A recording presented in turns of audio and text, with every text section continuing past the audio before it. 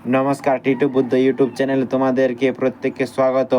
রাজ্য সরকার পরিবর্তন হতে হতে রাজ্যে একাধিক প্রকল্পের চালু হয়েছে এবং তারই মধ্যে একটি গুরুত্বপূর্ণ প্রকল্প অন্নপূর্ণা ভাণ্ডার, অর্থাৎ যারা লক্ষ্মীর ভাণ্ডার পেয়েছে সেই লক্ষ্মীর ভাণ্ডার কিন্তু পুরোপুরি বন্ধ হয়ে গেছে। সেই লক্ষ্মীর ভাণ্ডার প্রকল্পের পরিবর্তে তোমরা অন্নপূর্ণা ভাণ্ডার পাচ্ছ, যেখানে ফর্ম ফিল আপের গুরুত্বপূর্ণ আপডেটগুলো শেয়ার করব। যেখানে 1500 টাকার পরিবর্তে 3000 টাকা করে পাবে। যেখানে অন্নপূর্ণা ভাণ্ডার ফর্ম ফিল আপ 2026-এর গুরুত্বপূর্ণ আপডেট দিব।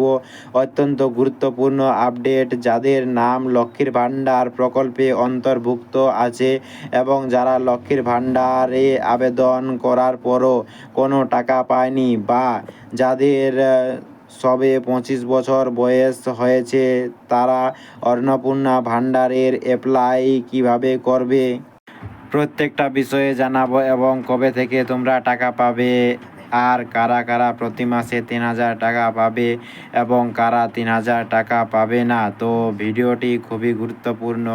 এখানে একদম লেটেস্ট আপডেট এবং একদম পিওর আপডেট শেয়ার করছি। তো দেখো, টাকা কারা পাবে, টাকা কারা পাবে। প্রথমে হচ্ছে পশ্চিমবঙ্গের স্থায়ী বাসিন্দা হতে হবে। এই অন্নপূর্ণা ভাণ্ডারের টাকা পাওয়ার জন্য তোমরাকে পশ্চিমবঙ্গের স্থায়ী বাসিন্দা হতে হবে। যেমন ধরো, যখন লক্ষ্মীর ভাণ্ডার দিতেছিল সেই সময় অনেক ভুয়ো প্রার্থী এই লক্ষ্মীর ভাণ্ডারের টাকা পাচ্ছিল। তো এবার আর কোনো সেই সুযোগ নেই। শুধুমাত্র পশ্চিমবঙ্গের স্থায়ী বাসিন্দারা এই অন্নপূর্ণা ভাণ্ডারের টাকা পাবে। তো পশ্চিমবঙ্গের স্থায়ী বাসিন্দা হতে হবে। তারপর দেখো, প্রার্থীকে অবশ্যই একজন মহিলা হতে হবে।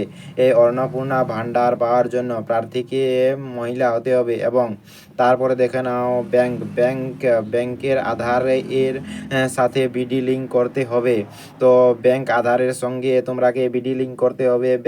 ব্যাংকের পাসবই আপডেট করে রাখতে হবে এবং আধার কার্ড আপডেট করে রাখতে হবে। তারপরে দেখে নাও, বয়স হতে হবে 25 থেকে 60 বছরের মধ্যে। তোমাদের প্রত্যেকটি মহিলার 25 থেকে 60 বছরের মধ্যে হতে হবে। যদি তোমাদের 25-এর নিচে হয় তাহলে তোমরা টাকা পাবে না, এবং যদি তোমাদের 60 বছরের উপরে হয় তাহলেও তোমরা টাকা পাবে না। এই 25 থেকে 60 বছরের মধ্যে তোমাদের বয়স হতে হবে, তাহলে তোমরা টাকা পাবে।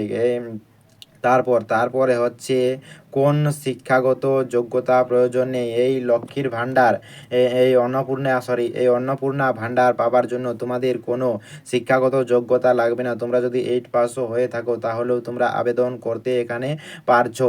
তারপরে হচ্ছে বিবাহিতা, তোমাদের একটি প্রশ্ন থাকে, যদি অবিবাহিত হয় তাহলে তারা কি টাকা পাবে? হ্যাঁ, অবশ্যই পাবে। এটিতে বিবাহিত এবং অবিবাহিতরা প্রত্যেকেই যোগ্য এটি আবেদন করার জন্য। অন্নপূর্ণা ভাণ্ডার আবেদন করার জন্য প্রত্যেকেই তোমরা যোগ্য। তারপরে দেখে নাও, প্রয়োজনীয় নথি থাকতে হবে।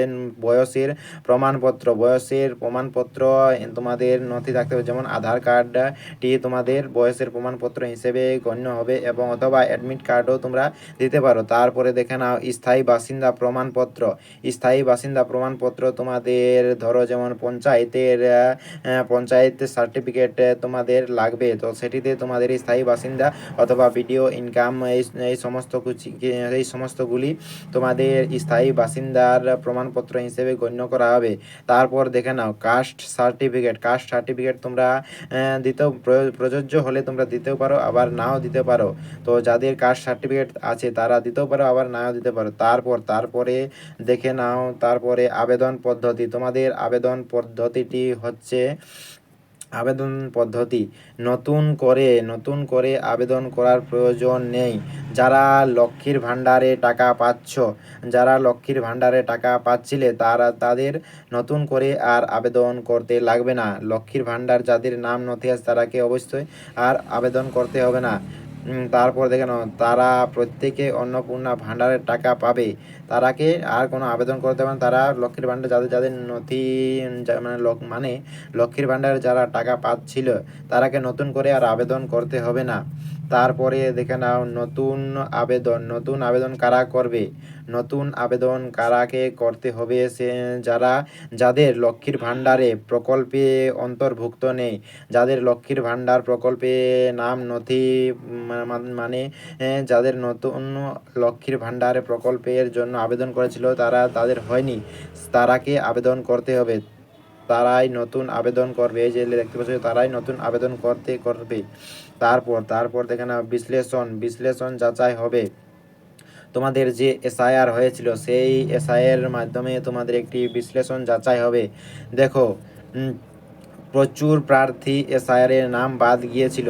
তো সেই সমস্ত ব্যক্তিরা ওই অন্নপূর্ণা ভাণ্ডারে তোমরা টাকা পাবে না। তার কারণ হচ্ছে তোমাদের যে ভোটার তালিকায় তোমাদের নাম লিস্টে বাদ চলে গেছে। তাই জন্য তোমরা এই যাদের এসআইআরের নাম বাদ চলে গেছে তারা এই অন্নপূর্ণা ভাণ্ডারে টাকা পাবে না। তারপর দেখো না, সেই নামগুলো ভেরিফিকেশন, তোমাদের এসআইআরের যতগুলি নাম বাদ গিয়েছিল, যদি তোমাদের ভেরিফিকেশনের সময় যদি নাম চলে আসে এসআইআরের লিস্টে, ভেরিফিকেশন একটি হবে। তোমাদের ভেরিফিকেশন যখন হবে তোমরাকে সেই সময় তোমাদের সমস্ত কিছু নথিপত্রগুলি দিয়ে তোমাদেরকে দিতে হবে। তো সেই ভেরিফিকেশনে তোমাদের যদি সাফল্য হয় তাহলে তোমরা টাকা পাবে।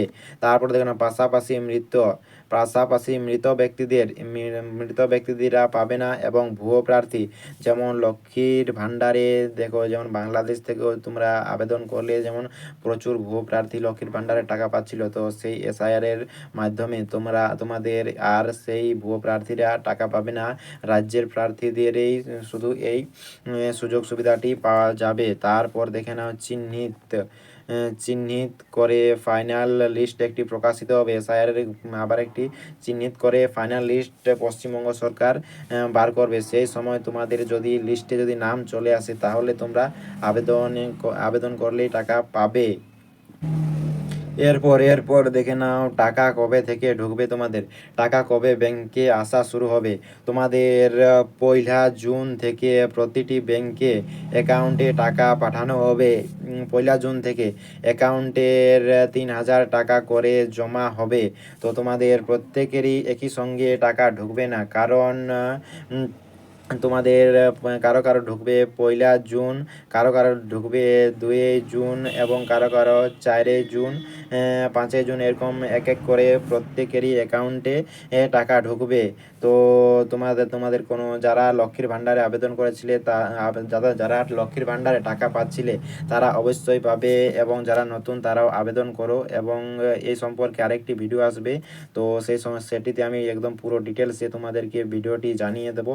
এবং যদি তোমাদের কোনো মনে প্রশ্ন থাকে তো তোমরা এই আমার কমেন্ট বক্সে কমেন্ট করো এবং আমি উত্তর দেওয়ার চেষ্টা করব। তো চ্যানেলে নতুন হয়ে থাকলে অবশ্যই সাবস্ক্রাইব করে দিয়ে পাশে থাকো এরকমই ইনফরমেটিভ ভিডিও পাওয়ার জন্য। তো ধন্যবাদ। বন্দে মাতরম। জয় হিন্দ, জয় ভারত।